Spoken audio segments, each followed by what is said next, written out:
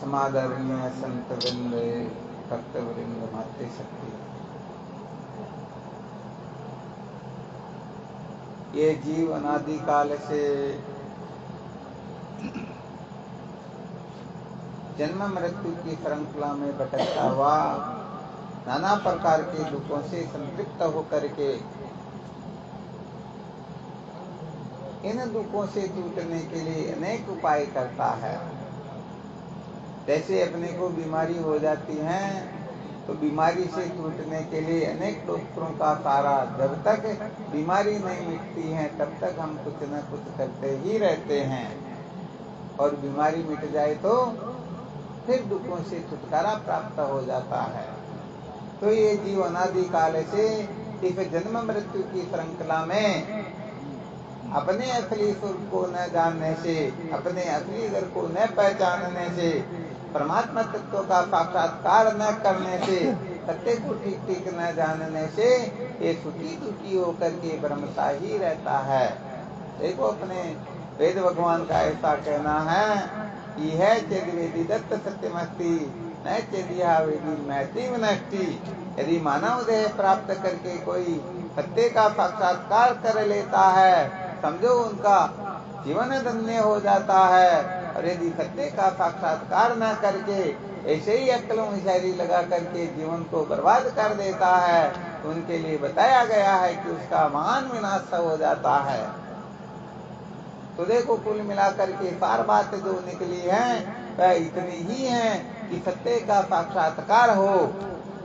इसके अलावा ये हम जितने भी अनात्म पदार्थों का संग्रह करके इनको महत्व दे करके जीवन भर इनके पीछे पड़े रहते हैं तो ये तो 84 लाख योनियों में भी प्राप्त हो जाता है। ये मानव जीवन तो केवल और केवल मात्र जन्म मृत्यु के दुख से छुटकारा प्राप्त करने के लिए, परमात्मा तत्व को जानने के लिए ही मिला हुआ है। तो देखो यहाँ पर कोई साधक मानव जीवन के महत्व को समझ करके सत्य को जानने के लिए प्रवर्तित तो होता है, परंतु जिस प्रकार से परमात्मा को प्राप्त किया जाए, जिस प्रकार से परमात्मा को जाना जाता है, ऐसा न करके बाकी चाहे कितना भी कुछ क्यों न कर ले फिर भी परमात्मा तत्व का साक्षात्कार होता ही नहीं।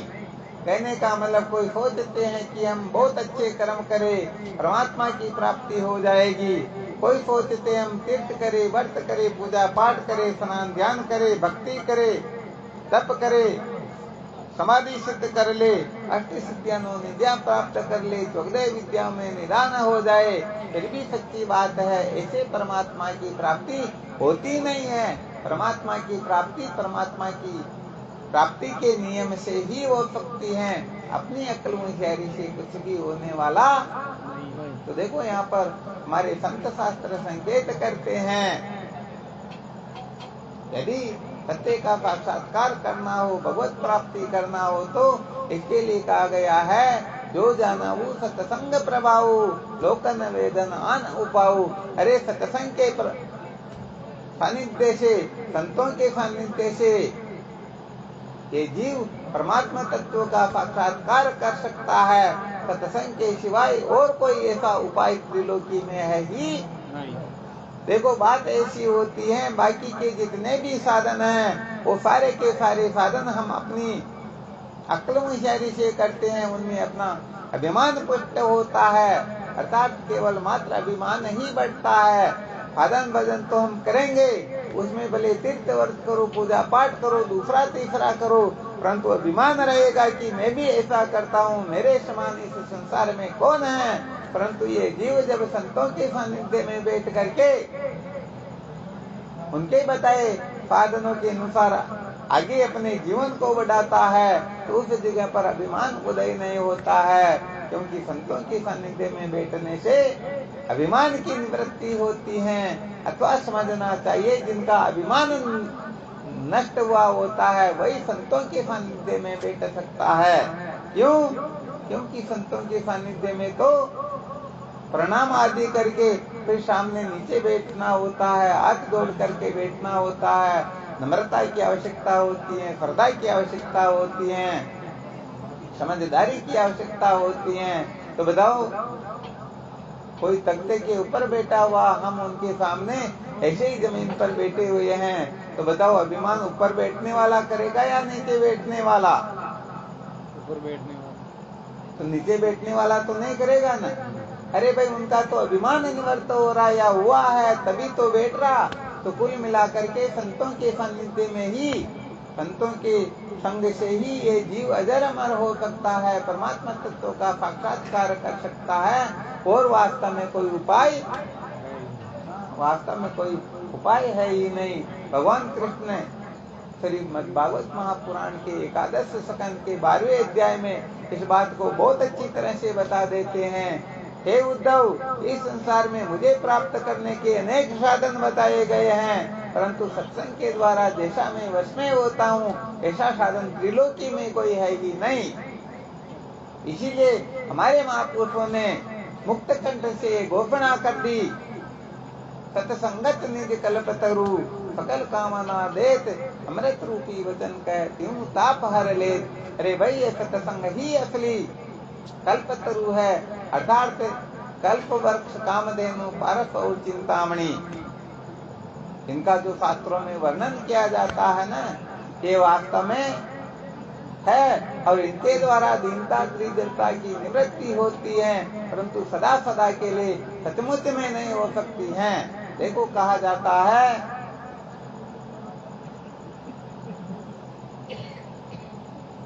एक तो होता है पाप, एक होता है ताप और एक होता है दीनता।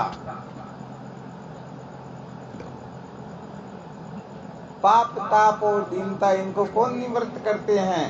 गंगा पापम शशि तापम दैन्यम कल्पतरुस्ता, पापम तापम दैन्यम च रेत साधु समागम।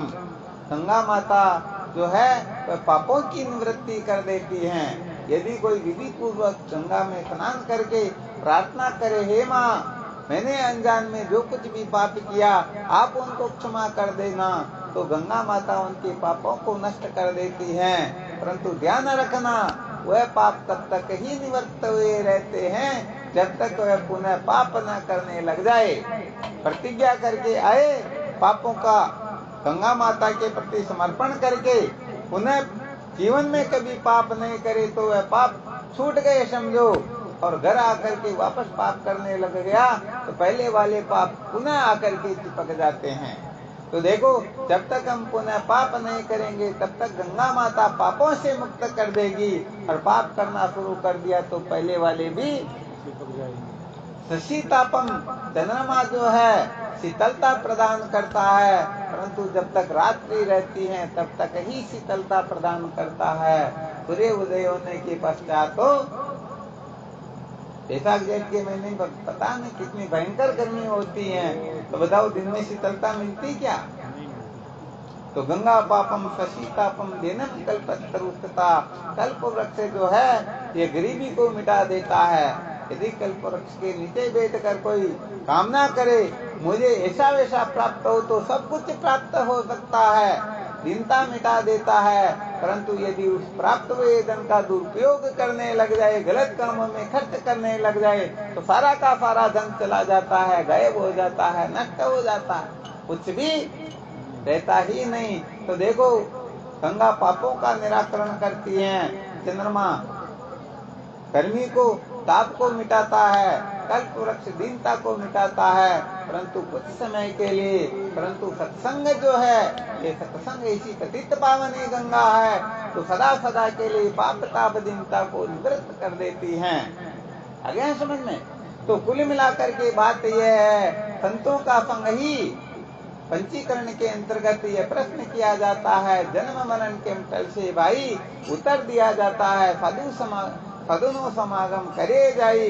अरे संतों का संग करो, संतों के संग से ही ये जीव भव सागर को पार कर सकता है, वरना सच्ची बात है और कोई उपाय। अब देखो, बात ये होती है, संतों का संग करे तब जीवन धन्य हो सकता है, और जो संतों का संग न करके दूसरों का संग करे तो क्या होगा? अरे संतों का जो संग करता है सचमुच में उनकी नैया पार लग जाती हैं, और जो संतों का संग न करके पता नहीं किन किन का संग करते हैं तो उनकी नैया सदा सदा के लिए डूब जाती हैं। इसके लिए एक छोटा सा दृष्टांत सुना देते हैं, शायद पहले आए तक सुनाया होगा, फिर भी एक बार और सुना देते हैं। क्या होता है, परीक्षा का टाइम चल रहा था, एग्जाम का टाइम। उस समय क्या होता है, किसी मास्टर साहब के साथ में 4-5 बच्चे परीक्षा देने के लिए साथ हो लेते हैं। अब परीक्षा के समय तो न तो बस्ता चाहिए, न किताबें चाहिए, न कॉपी चाहिए, कुछ नहीं चाहिए। उसमें तो पेन पेंसिल इसकी जरूरत होती है, लेकर के चल दिए। तो जब वो स्कूल पहुंचते थे तब बीच में एक नदी पड़ती थी, नदी को पार करके फिर स्कूल जाना पड़ता था। तो नदी के किनारे पर गए, वहां पर जो नाव थी उस नाव में बैठ गए। उससे पहले क्या होता है, जब वो बच्चे पहुंचे थे ना, उससे पहले कोई एक संत महात्मा जल्दी से पहुंच जाते नदी के किनारे। नाव चलाने वाले से मिलकर कहते, भैया मेरे को कोई अर्जेंट काम है और उस किनारे पर जाना, तुम ले चलोगे क्या? तो नाव वाला सोचता कि बाबा लोग पैसे तो देंगे या नहीं देंगे, और बोनी बट्टा का टाइम है, सुबह सुबह यदि मूड खराब हो गया, पैसे नहीं मिले तो दिन भर ऐसा ही जाएगा। तो अब इनको मना कर दें, तो विचार क्या, नहीं मना भी नहीं करे, मना करे और पता नहीं कुछ श्राप दे दिया, कुछ हो गया तो फिर बात बिगड़ जाएगी। तो बड़ा खतरनाक था, बड़ा बुद्धिमान था, उसने कला निकाली। और क्या कला निकाली, महाराज जी को कहा, स्वामी जी मैं आपके आसन लगा देता हूँ, आप यहाँ विश्राम करो, जब मैं नाव को ले चलूंगा तब आपको आवाज लगाऊंगा, आप मेरे साथ हो लेना। तो उसने सोचा तब तक बोनी बट्टा भी हो जाएगा, और उसके बाद में यदि एक ज्यादा बैठ जाए तो क्या फर्क पड़े। अब महाराज जी को एक जगह बिठा दिया, उधर से वो बच्चे मास्टर आकर के बैठ गए। ऐसे बहुत सारे यात्री उस किनारे जाने के लिए आकर के बैठने लगे। अब उनमें क्या होता है कि एक बंदर को लेकर के आ जाता है, तो आकर के कहने लगता है, मेरे को उस तरफ चलना है। कहा भाई तू तो बिल्कुल चल सकता, परंतु ये बंदर नहीं चलेगा। कहा भाई क्यों, क्या बात है, एक सीट जितनी जगह चाहिए मैं पकड़ के बैठा रहूंगा, तुम्हारे को क्या दिक्कत?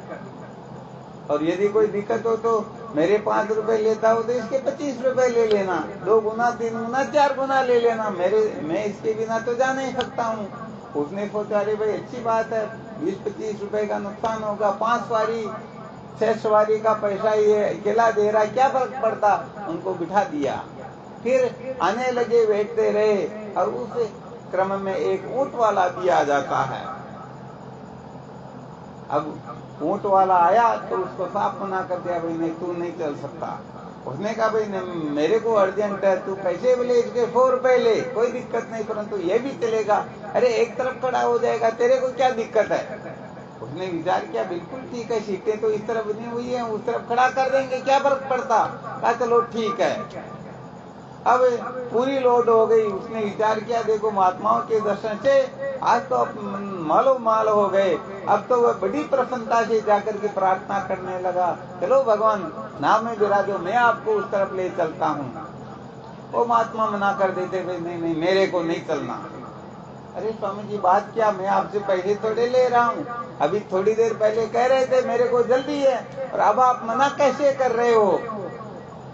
कहा भाई बात ऐसी है, जो जानवरों का संग करता है उसकी नाव डूब जाती है, और जिनकी नाव डूबने वाली होती है हम उस नाव में बैठते नहीं है। उसने कहा, महाराज जी क्या बात करते हो, मेरे को 40 साल हो गए नाव चलाते हुए, आज दिन तक नाव नहीं डूबी, आज कैसे डूब जाएगी। अरे नहीं चलना तो मत चलो, फालतू की फालतू की बकवास क्यों करते हो, फालतू की बातें क्यों करते हो, अशुभ अशुभ क्यों बोलते हो। कहा नहीं नहीं मेरे को नहीं चलना। ठीक है आपको नहीं चलना, बैठे रहो, हमको कोई आवश्यकता नहीं। ये कह करके नाव को स्टार्ट कर दिया। अब होता क्या है कि जैसे ही नाव बीच में पहुंचती है, हम सब जानते हैं ये छोटे छोटे जो बच्चे होते हैं ना, वो कोई कॉलेज पढ़ने वाले तो थे नहीं, LKG UKG और 5वीं तक पढ़ने वाले बच्चे थे, 7, 8, 9 वर्ष के। तो उनको एक शरारत सूझी, और शरारत में क्या किया, उनके हाथ में जो पेंसिल थी, उस पेंसिल को वो उनके पास में जो बंदर बैठा हुआ था वो पकड़ के बैठा था, तो उसके कान में पेंसिल को डाल दी। बंदर ने सोचा अरे ये आज दिन तक ऐसा नहीं हुआ, ये क्या गड़बड़ घोटाला, एकदम डरा और वहां से उठा, क्योंकि स्वभाव होता बंदर का और सबसे ऊपर की जगह जाकर के बैठने का, वह तुरंत वहां से उठा और ऊंट के ऊपर जाकर बैठ गया। ऊंट ने विचार किया अरे आज दिन तक ऐसी कोई सवारी बैठी नहीं, ये क्या चक्कर है, ऊंट अड़बड़ाया, लोग इधर उधर हुए, एक तरफ वजन ज्यादा हुआ और नाव डूब गई, उलट गई और सभी लोग डूब गए। अब जो नाव चलाने वाला था बड़ा होशियार था, वह तैर करके वापस आया और आकर के अब महाराज जी को हाथ जोड़ करके प्रणाम करके निवेदन करने लगा, भगवान आपको कैसे पता चला कि मेरी नाव डूब जाएगी? महात्मा कहते बेटे जो जानवरों का संग करता है उसकी नाव तो निश्चित रूप से डूब जाती है, ध्यान देना अच्छी तरह से। तो यहाँ पर सच्ची बात यह है, जो संतों का संग करेगा उसकी नाव किनारे लग जाएगी, और जो संतों का संग न करके जिनके अंतर्गत ऊंट जैसे, ऊंट का मतलब होता है अभिमानी प्रकृति के, मन का मतलब होता जो चंचल, बहुत अधिक चंचल है, ऐसे पुरुषों का, अभिमानी प्रकृति के पुरुषों का, चंचलता का स्वभाव रखने वाले स्त्री पुरुषों का कोई संग करेगा तो बताओ निश्चित रूप से उसकी नाव डूबेगी या नहीं डूबेगी? हाँ, निश्चित रूप से डूब जाएगी। इसीलिए इस बात को अच्छी तरह से समझ लेना चाहिए कि सत्संग के द्वारा ही जीवन धन्य हो सकता है। संतों के संग से ही हम भले बुरे की पहचान कर सकते हैं, और संतों का सामर्थ्य, संतों का संग हमारे में ऐसा सामर्थ्य उत्पन्न कर देता है, हम बड़े से बड़े जिनका हम स्वप्न में भी त्याग नहीं कर सकते उनका भी त्याग कर देते हैं। जैसे छोटा सा बच्चा माँ की गोद में बैठ करके बड़े बड़े चक्रवर्ती सम्राट को भी आप ऐसे कह देता ना, तो वो जानता है कि मेरी माँ से श्रेष्ठ संसार में कोई है ही नहीं, इसलिए वो चक्रवर्ती सम्राट को भी कुछ नहीं गिनता है। तो देखो जैसे पानी की जो बूंद होती है उसको पृथ्वी पर कहीं पर डालो, वह थोड़ी देर वहां रहेगी फिर नष्ट हो जाएगी, परंतु उसी पानी की बूंद को यदि अग्नि का संयोग प्राप्त हो जाए तो उस पानी की बूंद में 1300 गुना ताकत आ जाती है और वह बहुत ऊपर उठ जाती है, भाप बन करके कितनी ऊपर उठ जाती है। तो ऐसे ही जिन जीवों को संतों का सानिध्य प्राप्त होता है, संतों का संग प्राप्त होता है, तो कहने का मतलब वह यमराज को भी, मृत्यु को भी, अरे काल तो क्या महाकाल को भी किनारे कर देता है, ऐसा संतों का संग होता है। तो जो सचमुच में संतों का संग कर लेता है जरमर हो जाता है, और संतों के संग को छोड़ करके चाहे कुछ भी क्यों न कर ले, लाख करोड़ वर्ष की समाधि भी क्यों न लगा ले, 8 सिद्धि 9 निधि भी क्यों न प्राप्त कर ले, फिर भी सचमुच में कल्याण होने वाला सच्ची बात है। तो वही संतों का संग ही भवसागर से पार करने वाला ब्रह्मास्त्र है। संतों का संग ही हमें निर्भय बना सकता है, संतों का संग ही हमें कृतार्थ कर सकता है। बाकी का संग जो है सचमुच में हमें भटकाता ही भटकाता है। तो ज्यादा समझ में आए या ना आए, कुल मिलाकर के जो सत्य को महत्व दे देता है, सत्संग को महत्व दे देता है, तो संतों को अपने जीवन की डोर समर्पित कर देता है, तो सच्ची बात है वह कभी भटकता नहीं है। और जो अपने जीवन की डोर पता नहीं किन किन के हाथ में दे देता है तो उसको जीवन भर नचाते रहेंगे और अंत में वह बेचारा रोता हुआ जन्मा और रोता हुआ ही मर जाएगा। तो यहाँ पर विशेष बात तो ये बताना चाहते हैं,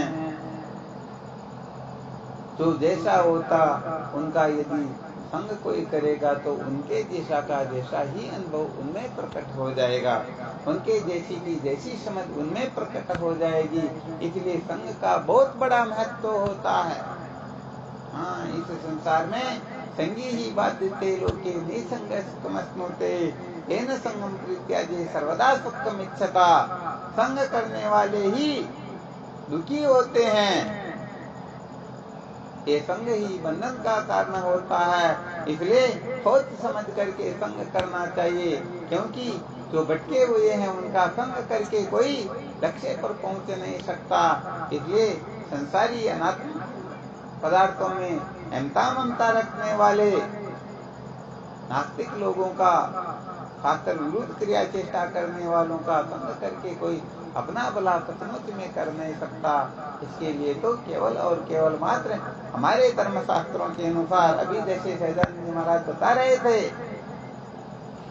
17 प्रकार के पापों का त्याग करके जो धर्म के 10 लक्षणों को धारण करता है वह केवल मात्र मानव कहलाने का अधिकारी होता है। और उसके बाद में यदि वह वेद भगवान में जो 1 लाख मंत्र है उनमें से 96,000 मंत्रों को निष्काम भाव से सेवन करे, उनके अनुसार अपने जीवन को बनाए, तो उनके ऊपर ईश्वर की कृपा होती है। फलस्वरूप उनके अंतःकरण के मलविक्षेप दोष निवृत्त होते हैं और अनंत जन्म के जब पुण्य इस प्रकार से प्रकट होते हैं, अनंत जन्म के पुण्य जब उदित होते एक संग मन की मलिनता मिटत है, भावत है सत्संग, उनको भी संतों का संग प्रिय लगता है।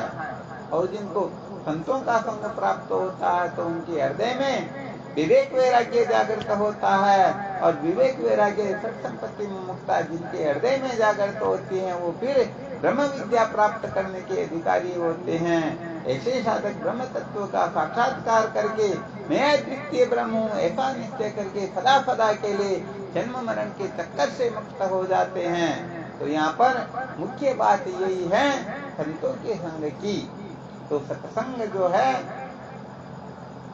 अनेक जन्मों के बंधन को क्षण भर में मिटाने वाली यदि कोई है तो केवल मात्र सत्संग है।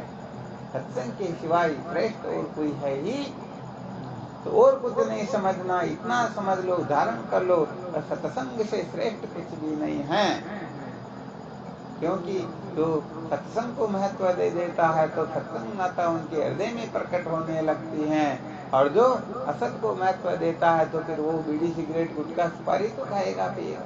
कहते न गांजा भांग और अमल तमाकू मद्य मांस नहीं खावे, 6 कर्मा का त्याग करे तो 84 नहीं जावे, साधु भाई कर्म नरक ले जावे, जीव पड़ियो कर्माविष भोगे फिर गोता खावे।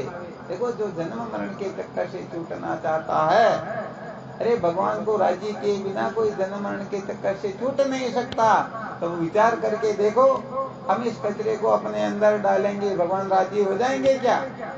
अरे जिस मंदिर को हम बनाते हैं, मूर्ति भी हम जूते चप्पल पहन करके उस पत्थर पर बैठे रहते बनाते हैं, उस मूर्ति और उस मंदिर में हम इतने डरते हैं कि बाहर रखते हैं, हाथ धोते हैं, कुल्ला करते फिर जाते। और ये जो मंदिर है साक्षात भगवान नारायण का बनाया हुआ और असली वो विराजमान है। ईश्वर सर्वभूतानां हृदयेषु अर्जुन तिष्ठति। भगवान कहते हैं अर्जुन मैं जीव मात्र के प्राणी मात्र के हृदय में निवास करता हूँ और हम वो कचरा डाल रहे हैं। बताओ भगवान कभी कृपा करेंगे क्या? हाँ सचमुच में। अरे भगवान तो त्याग वैराग्य से प्रसन्न होते हैं। ये त्याग वैराग्य छोटी छोटी चीजों का भी नहीं कर सकते। सच्ची बात, जिनको असली तत्व का महत्व पता चल जाए तो इनका तो क्या, बड़ी से बड़ी वस्तु का ब्रह्मलोक का भी त्याग कर देते हैं। पातक कहा जाए कल्पवृक्ष कामधेनु पारस चिंतामणि का भी त्याग करने में वो पीछे नहीं हटते हैं, परंतु महत्व समझ में आ जाए तो। देखो एक छोटा सा दृष्टांत और सुना देते हैं। एक बार क्या होता है, कोई गणित का बड़ा होशियार था, विचार किया कि मैं 100 वर्ष तक जीऊं और रोज 1 लाख रुपए भी कमाऊं तो भी 100 वर्ष में इतने रुपए कमा सकता हूं, इससे ज्यादा नहीं। ऐसा कुछ करूं कि मैं पूरी सृष्टि का ही मालिक बन जाऊं, सबको खरीद लूं, ऐसी कैसे सामर्थ्य प्राप्त हो। तो बेटा बेटा विचार करता है और सोचा कि 100 वर्ष तक जो मैं करूंगा वो शायद मैं 12 वर्ष में भी कर सकता हूँ। इसके लिए एक साधना उसको ध्यान में थी, और वो साधना क्या थी? ऐसी साधना थी कि 12 वर्ष की साधना करके भगवान को प्रसन्न किया जाए और भगवान से ये पारस मांग ली जाए। और आप जानते ही पारस लोहे को सोना बना देता है, और जिनके पास में पारस हो तो बताओ पूरी सृष्टि को खरीदे इतनी ताकत आ जाती ना। तो उसने ऐसा ही किया, 12 वर्ष तक तप किया, तप के फलस्वरूप भगवान प्रकट हुए और कहा भाई बोल क्या चाहिए?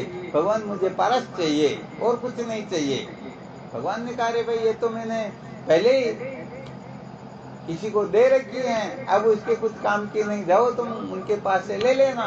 पता बता दिया, यमुना के किनारे फलानी जगह पर वो महात्मा रहते हैं, उनसे मेरा नाम लेके कहना, मांग करना, वो तुम्हारे को तुरंत दे देंगे।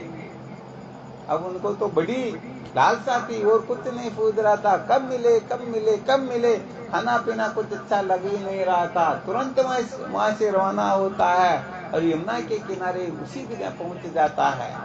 जाकर के प्रणाम आदि करने के पश्चात भगवान का संदेशा सुनाता है। वो महात्मा बड़े प्रसन्न हो जाते, रे बड़ी कृपा की, बहुत अच्छा किया, मैं तो बड़ा परेशान हो गया हूँ, काफी समय हो गया, ध्यान रखते हुए कोई लेने चले जाए, अरे भगवान की वस्तु ऐसे थोड़े कोई जाती, तो तुम आ गए तो मेरे शिष्य एक समझो भलाई टल गई, चलो तुम उनको लेके जाओ। अरे देवोगे तब मैं लेके कैसे जाऊं? वो महात्मा कहने लगते, भाई बात ऐसी है, अभी तो मैंने स्नान कर लिया। क्या कर लिया? अभी तो स्नान कर लिया, मैं उसको यदि छू लूं तो मेरे को फिर स्नान करना पड़ेगा, इसलिए ऐसा करो, वो जो सामने मिट्टी में दबा रखी, जाओ तुम वहां से मिट्टी को हटाओ, उस पारस को लेके चलते बनो। वह तो वासना के वेग में पागल हो रहा था, गया तुरंत मिट्टी को हटाई, पारस को ली और प्रणाम वगैरह कौन करे चलता बना। परंतु 12 वर्ष भगवान का भजन किया, थोड़ा अंतःकरण शुद्ध हुआ था, अनात्म पदार्थों के प्रति थोड़ी बहुत आसक्ति जो है, वासना जो है, तृष्णा जो थोड़ी बहुत शांत हुई, तो कहने का मतलब उनके हृदय में वैराग्य उदय हुआ, विवेक उदय हुआ। अरे वो महाराज कहते हैं कि मैं स्नान कर चुका हूँ, उसको हाथ लगा दूं तो फिर स्नान करना पड़ेगा। इससे सिद्ध होता है कि उस महात्मा के पास में इस पारस से भी कोई बड़ी, कोई पावरफुल वस्तु है, जिसके सामने पारस कोई औकात ही नहीं है, उसकी कोई योग्यता नहीं है, कोई महत्व नहीं रखती है। विचार किया क्यों ना उस महात्मा को राजी कर लिया जाए और वही वस्तु ले, ताकि पारस से तो पता नहीं हम इस सृष्टि के मालिक बनेंगे, उसे हो सकता तीनों लोक के मालिक बन जाए। जाकर के पुनः कहने लगता, भगवान थोड़ी शंका निवेदन करता हूँ, यदि कृपा करो तो मैं कृतार्थ हो जाऊंगा। बोलो क्या बात हुई? कहा भगवान छोटी सी शंका आपके चरण कमलों में निवेदन है। आपने उस समय कहा था मैंने स्नान कर लिया और उसको यदि छू लो तो पुनः मेरे को स्नान करना पड़ेगा, तो क्या आपके पास में पारस से भी कोई उत्तम? आत्मा कहते रे पारस की क्या बात करता, पारस तो उसके सामने जैसे सूर्य के सामने जुगनू होता वैसे ही ये पारस है। हमारे पास तो सूर्य के समान ऐसी अनमोल धरोहर है, अनमोल वस्तु है, यदि वो प्राप्त कर ले तो अनंत कोटि ब्रह्मांड उनके सामने अणुमात्र हो जाते हैं। उसने कहा भगवान मेरे को वही वस्तु दो ना, फिर मेरे को छोटी सी चीज क्यों देते हो? महात्मा कहते बेटे तेरे को सचमुच में यदि वह वस्तु चाहिए तो सबसे पहले इस पारस को यमुना में फेंक दे। देखना, ध्यान देना, कितना बड़ा पावरफुल बात, पावरफुल सूत्र बताते हैं। और वह साधक उसी समय पारस को यमुना में फेंक देता, विचार ही नहीं करता कि मैंने 12 वर्ष तक कष्ट उठाया, भगवान प्रसन्न हुए और इस पारस में समस्त सृष्टि को अपनी मुट्ठी में कर सकता हूँ, फिर भी विचार नहीं किया, फेंक दिया पारस को। अब इसको कहते हैं सामर्थ्य। ऐसी सामर्थ्य जब आती है तब वह उत्तम वस्तु प्राप्त होती है। अपन 100-500 रुपए, 1000-2000 रुपए व्यापार में लगाए नहीं, दुकान में खर्च करे नहीं और सोचते रहे कि नहीं 100-500 रुपए तो रोज मेरे को मिल ही जाना चाहिए। मिलेगा क्या? खेत में 50-60 किलो यूं बिखेरेंगे नहीं, कणक बिखेरेंगे नहीं तो बताओ 10-20 बोरी कमा सकते हैं क्या? अरे भाई त्याग के बिना तो कुछ प्राप्त होता ही नहीं। तो उसने जब पारस को फेंक दिया तब वो महात्मा उसे केवल और केवल मात्र कृष्ण नाम का मंत्र देते हैं और कहते हैं यही वह अनमोल धरोहर है, इस धरोहर के प्रताप से तू अरे अनंत कोटि ब्रह्मांड का आगे चल करके साक्षात्कार करने वाला होगा। अनंत कोटि ब्रह्मांड आत्मचैतन्य में बिना हुए ही प्रतीत हो रहे हैं। अभी तेरे अंतःकरण में काम क्रोध लोभ का वेग थोड़ा अधिक है, इसलिए पहले इस नाम का स्मरण करो। आगे चल करके जब संतों का संग करेगा, तत्व जिज्ञासा जागृत होगी तो अद्वितीय ब्रह्म तत्व का साक्षात्कार करके कृतार्थ हो जाएगा। तो देखो पारस को त्यागने की सामर्थ्य रखते और अपने को कह दे कि बीड़ी सिगरेट चाय गुटखा सुपारी इनका त्याग करना है, तो सोचते कि नहीं नहीं भले भगवान का त्याग करना हो तो कर देंगे, हमसे तो ये नहीं छूटता है। तो समझ लेना चाहिए कि वास्तव में हमारी कितनी की औकात है।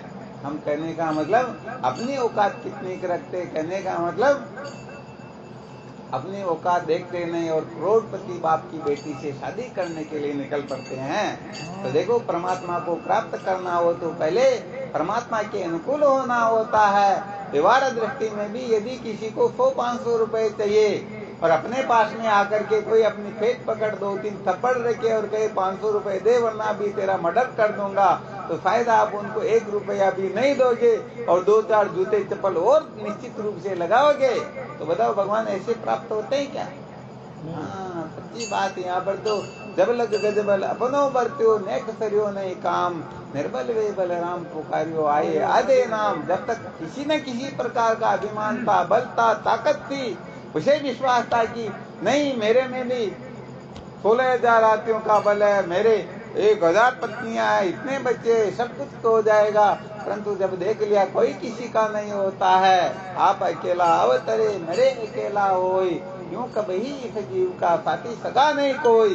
दल बल देवी देवता माता पिता परिवार, मरती बेलिया जीव का कोई न राखनहार। सगे संबंधी सब स्वार्थ के है, स्वार्थ का संसार है, निस्वार्थ सदगुरु देव है, सच्चे वही हितकार है। ईश्वर कृपा होवे तभी सदगुरु कृपा जब होए हैं, सदगुरु कृपा बिना इसे भी नहीं मेल मन की दोय है।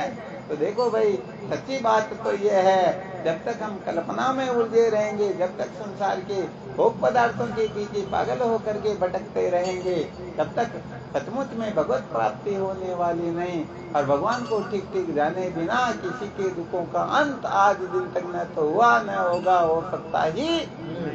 तो कुल मिलाकर के सचमुच में जो सत्संगी होते हैं वो सत्य को महत्व देते हैं, उनका सत्य से प्रेम होता है, सत्य से नाता रिश्ता होता है। वो झूठ को किसी भी प्रकार से स्वीकार नहीं करते हैं, चाहे किसी भी रूप में क्यों न हो। तो सत्संग को महत्व देना, सत्य को महत्व देना, और उसके लिए भले प्राणों का त्याग करना पड़े फिर भी पीछे न हटे। सचमुच में ऐसे सूरवीर ही अपने जीवन को धन्य बना पाते, उनका जीवन ही धन्य होता है। ये बाकी तो कीड़े मकोड़ों की तरह जन्मते मरते किसी का कोई औचित्य नहीं है। ये ज्ञान जिसने पा लिया उसने सब कुछ पा लिया, जिसने न पाया ज्ञान उसने जन्म लेकर क्या किया। माता पिता को कष्ट देना कष्ट पाया आप भी, जिससे मिला उसको रुलाया मुड रोया आप भी। तो कुल मिला करके कबीर जब हम पैदा हुए जगत ऐसे हम रोई, ऐसी करनी कर चलो हम ऐसे जग रोई। ऐसा न हो जाए कि मरते समय मरने के बाद में संसार के लोग कहे बहुत अच्छा रहा, गंदगी मिट्टी, ये तो बहुत समय पहले मर जाता तो बहुत अच्छा रहता। तो जब हम पैदा हुए उस समय संसार के लोग ऐसे थे और मरने के बाद में भी ऐसे, तो कोई मतलब नहीं है। ऐसे जीवन को बर्बाद किया, ऐसे ही माँ की कोख को लजाया, ऐसे ही कुल मिला करके भटकने के सिवाय और कुछ किया ही। तो कुल मिला करके तो सत्संग को महत्व देता है। सत्संग वह चाबी है, ये सत्संग मास्टर चाबी है। इस सत्संग के द्वारा हम अविद्या के बंधन से मुक्त हो सकते हैं, तत्व साक्षात्कार कर सकते हैं और समस्त अज्ञान के कार्यों से अज्ञान से छुटकारा प्राप्त करके कृतार्थ हो सकते हैं। तो कुल मिलाकर के सत्संग को महत्व दो, यही जीवन का सार है। बाकी रोने पछताने के सिवाय कुछ भी मिलने वाला है ही नहीं। बोलो सच्चिदानंद गुरुदेव की जय हो।